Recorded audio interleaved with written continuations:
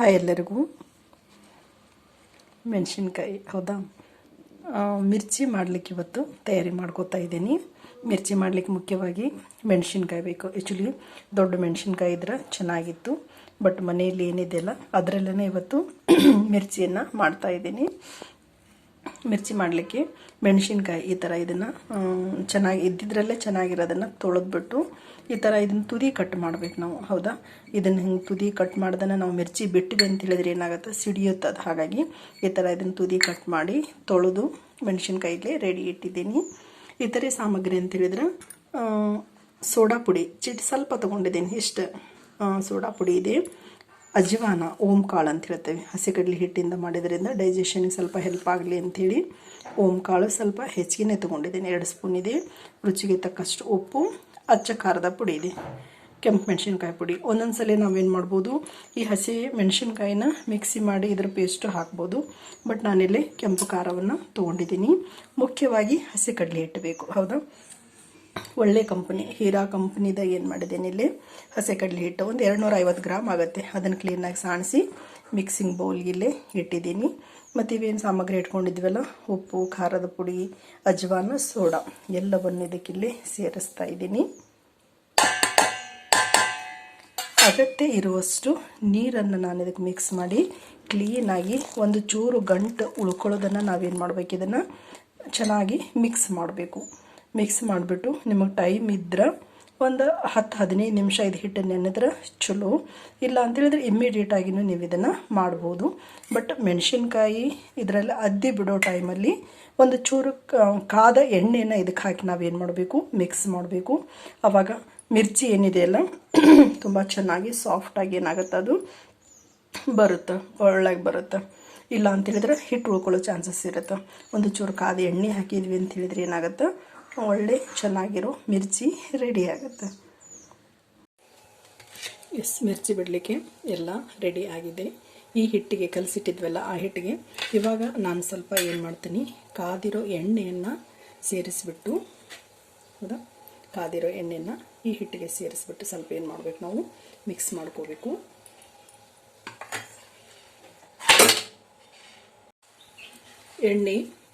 ಎಣ್ಣೆ ಚೆನ್ನಾಗಿ ಕಾದಿದೆಯೋ ಇಲ್ಲವೋ ಅಂತ ಚೆಕ್ ಮಾಡಿಬಿಟ್ಟು ಆಮೇಲೆ ನಾವು ಕಲಸಿಟ್ಟಿರೋ ಹಿಟ್ಟಿನಲ್ಲಿ ಒಂದೊಂದೇ ಮೆಣಸಿನಕಾಯಿನ ಅರ್ಧಕ್ಕೆ ನಾವೇನು ಮಾಡಬೇಕು, ಬಿಡ್ತಾ ಹೋಗಬೇಕು.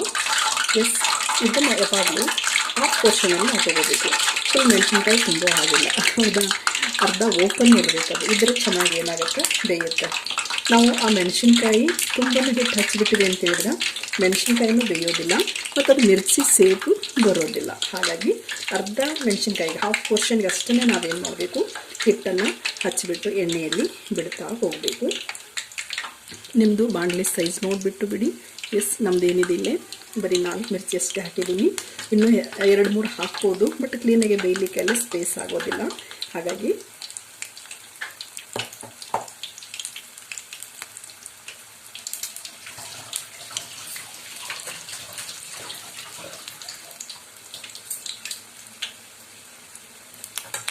ಎಣ್ಣೆ ಚೆನ್ನಾಗಿ ಕಾದಿತ್ತು ಅಂತ ಹೇಳಿದ್ರೆ ನೀವು ಲೋ ಫ್ಲೇಮ್ ಮಾಡಿಕೊಂಡು ನೀಟಾಗಿ ಬೇಯಿಸ್ಬೋದು.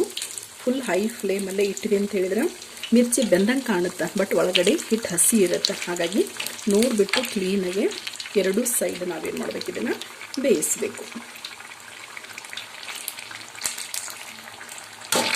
ಸ್ವಲ್ಪ ಗೋಲ್ಡನ್ ಕಲರ್ ಬಂದರೆ ಸಾಕು, ಮೆಣಸಿನ್ಕಾಯಿ ಬೆಂದಿದ್ದೆಲ್ಲ ಗೊತ್ತಾಗುತ್ತೆ. ಏನು ಮಾಡಬೇಕು, ಇದನ್ನು ಟರ್ನ್ ಮಾಡ್ತಾ ಬೇಯಿಸಬೇಕು. ಆ್ಯಕ್ಚುಲಿ ಹೋಟ್ಲಲ್ಲಿ ತಿಂತೀವಿ, ಬಟ್ ಅವರು ಎಷ್ಟು ರುಚಿಯಾಗಿ ಮಾಡಿರ್ತಾರೆ ಗೊತ್ತಿಲ್ಲ. ಹಿಟ್ಟಂತೂ ಸಾಣಿಸೋಷ್ಟು ಪೇಷನ್ಸ್ ಅವ್ರಿಗೆ ಇರೋದಿಲ್ಲ. ಮನೆಯಲ್ಲಿ ನಾವು ಏನು ಮಾಡಿದ್ರು ಹಿಟ್ಟನ್ನು ಕ್ಲೀನಾಗಿ ಸಾಣಿಸ್ಬಿಟ್ಟು ಒಳ್ಳೆ ಪದಾರ್ಥಗಳು, ಹೌದಾ, ತೊಳೆದು ರುಚಿಯಾಗಿ ಮಾಡ್ತೀವಿ. ಹಾಗಾಗಿ ಈ ಸಮರಲ್ಲಂತೂ ಫುಡ್ಡು ಆಚೆ ತಿನ್ನೋದನ್ನು ಸಾಧ್ಯವಾದಷ್ಟು ಕಡಿಮೆ ಮಾಡಿ, ನಿಮ್ಗೆ ಏನು ಇಷ್ಟ ಇರುತ್ತಲ್ಲ ಅದನ್ನು ಮನೆಯಲ್ಲಿನ ಮಾಡ್ಕೊಂಡು ತಿನ್ನಲಿಕ್ಕೆ ಏನು ಮಾಡಿ, ಟ್ರೈ ಮಾಡಿ. ಓಕೆ, ಇದಿವಾಗ ಚೆನ್ನಾಗಿ ಬೆಂದಿದೆ, ಬೋತ್ ಸೈಡ್ ಕ್ಲೀನಾಗಿ ಬೆಂದಿದೆ. ಖಾರ ಪುಡಿ ಹಾಕಿರೋದ್ರಿಂದ ಕಲರ್ ಸ್ವಲ್ಪ ರೆಡ್ಡಲ್ಲಿ ಕಾಣಿಸ್ತಾ ಇದೆ. ಹೌದಾ, ಇಷ್ಟು ಈ ಥರ ಚೆನ್ನಾಗಿ 2 ಸೈಡ್ ಬೆಂದಿಸಿದ್ರಿ ಅಂತ ಹೇಳಿದ್ರೆ ಮತ್ತು ಇದನ್ನು ಒಂದು ಸೆಟ್ ತೆಗೆದ ಮೇಲೆ ಎಣ್ಣೆ ಇದಾಗಿರುತ್ತೆ. ಮತ್ತು ಎಣ್ಣೆ ಕಾಯಲಿಕ್ಕೆ 1-2 ಸೆಕೆಂಡ್ ನಾವು ಟೈಮ್ ಕೊಡಬೇಕು. ಆಮೇಲೆ ಮತ್ತು ಸೆಕೆಂಡ್ ಸೆಟ್ಟನ್ನು ನಾವು ಮಿರ್ಚಿ ಬಿಡ್ತಾ ಹೋಗಬೇಕು.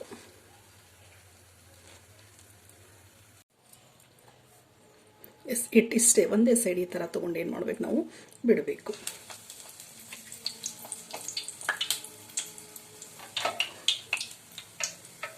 ಪ್ರಾಕ್ಟೀಸ್ ಆಗ್ತಾ ಬಂದೇ ಬರುತ್ತೆ. ಮೆಣಸಿನ್ಕಾಯಿ ದೊಡ್ಡದಿತ್ತು ಅಂತ ಹೇಳಿದ್ರೆ ಮಿರ್ಚಿನೂ ದೊಡ್ಡದಾಗ್ತಿತ್ತು. ಬಟ್ ಹೇಳಿದ್ನೆಲ್ಲ ದಪ್ಪ ಮೆಣಸಿನ್ಕಾಯಿ, ಮೆಣಸಿನ್ಕಾಯಿ ಸಿಗಲಿಲ್ಲ. ಮನೆಯಲ್ಲಿ ಏನಿತ್ತಲ್ಲ ಅದರಿಂದ ನಾನು ಇವತ್ತು ಇದನ್ನು ಮಿರ್ಚಿ ಮಾಡಿಕೊಡ್ತಾ ಇದ್ದೀನಿ.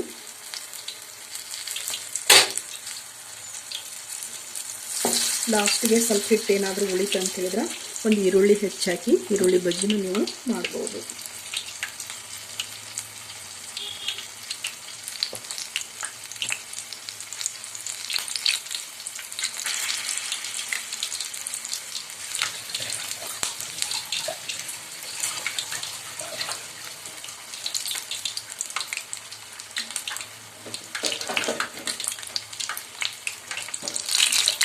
ಸಪೋಸ್ ಸ್ವಲ್ಪ ಹಿಟ್ಟು ಉಳಿತು ಅಂತ ಹೇಳಿದ್ರೆ ನಾನು ಹಾಗೆ ಇಡ್ತೀನಿ. ಸಾಯಂಕಾಲ ಇವ್ರಿಗೆ ಬೇಕು ಅಂತ ಹೇಳಿದ್ರೆ ಮತ್ತೆ ಇದನ್ನು ಮಿರ್ಚಿನ ಮಾಡಿ ಕೊಡ್ಬೋದು. ಮಿರ್ಚಿ ಮಾಡಿಟ್ಟಿವೆ ಅಂತ ಹೇಳಿದ್ರೆ ಅದು ತಿನ್ನಲಿಕ್ಕಾಗಲ್ಲ, ಬಿಸಿ ಇರ್ತಾನೆ, ಒಳ್ಳೆ ಟೇಸ್ಟ್ ಕೊಡುತ್ತೆ. ಹಾಗಾಗಿ ಮಿರ್ಚಿಗೆ ಕಾಂಬಿನೇಷನ್ ಆಗಿ ಚುಮ್ಮರಿ ಮಾಡ್ಬೋದು, ಉಪ್ಪಿಟ್ಟು. ಹೌದಾ?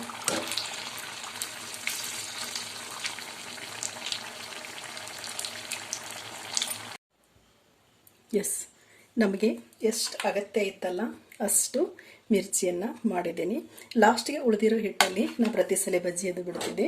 ಇವತ್ತು ಬಜ್ಜಿ ಅದೇನು ಬೇಡ ಅಂಥೇಳಿ ಖಾರ ಬೂಂದಿಯನ್ನು ಮಾಡ್ತಾಯಿದ್ದೀನಿ. ಹೌದಾ? ಬಿಸಿಬೇಳೆ ಬಾತ್ ಅದು ಮಾಡಿದ್ರೆ ಬೇಕಿತ್ತು, ಜೊತೆಗೆ ಜಲ್ಜೀರ್ ಹಾಕಿನ ನನಗೆ ಸ್ವಲ್ಪ ಬೇಕಿತ್ತು. ಹಾಗಾಗಿ ಖಾರ ಬೂಂದಿಯನ್ನು ಮನೆಯಲ್ಲೇ ಏನು ಮಾಡ್ತಾಯಿದ್ದೀನಿ, ಇವತ್ತು ರೆಡಿ ಮಾಡ್ತಾಯಿದ್ದೀನಿ.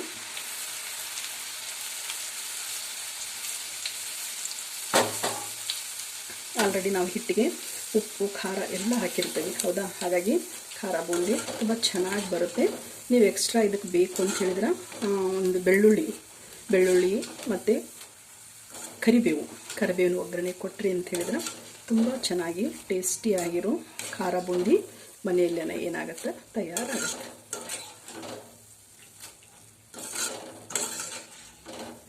ಸ್ವಲ್ಪ ಲೋ ಫ್ಲೇಮಲ್ಲಿನ ಕ್ರಿಸ್ಪಿಯಾಗಿ ನಾವು ಇದನ್ನ ಏನು ಮಾಡಬೇಕು, ಬೇಯಿಸ್ಕೋಬೇಕು.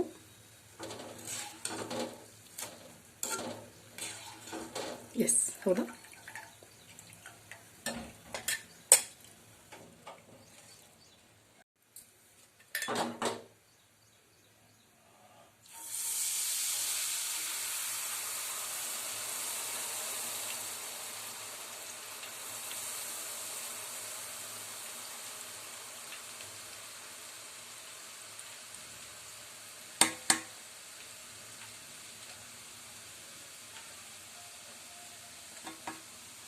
ಮೊನ್ನೆ ಮೊಸರು ವಡ ಮಾಡಿದ್ದೆ, ಅದಕ್ಕೂ ಖಾರ ಬೂಂದಿ ಬೇಕಿತ್ತು. ಆಚೆ ಕಡೆಯಿಂದ ತಂದಿದ್ವಿ. ಬಟ್ ಈ ಐಡಿಯಾ ಇದ್ದಿದ್ರೆ ಅವತ್ತನೇ ಮನೇಲಿ ಮಾಡಿಬಿಡ್ತಿದ್ದೆ ನಾನು, ಟೈಮ್ ಇದ್ದಿಲ್ಲ. ಇದು ಮಾಡಿದ್ದೇವಲ್ಲ ವಡೆ, ಅದೇ ಎಣ್ಣೆಯಲ್ಲಿ ಕರಿಬಹುದಿತ್ತು. ಬಟ್ ಅಷ್ಟು ಐಡಿಯಾ ಬರಲಿಲ್ಲ ಅವಾಗ.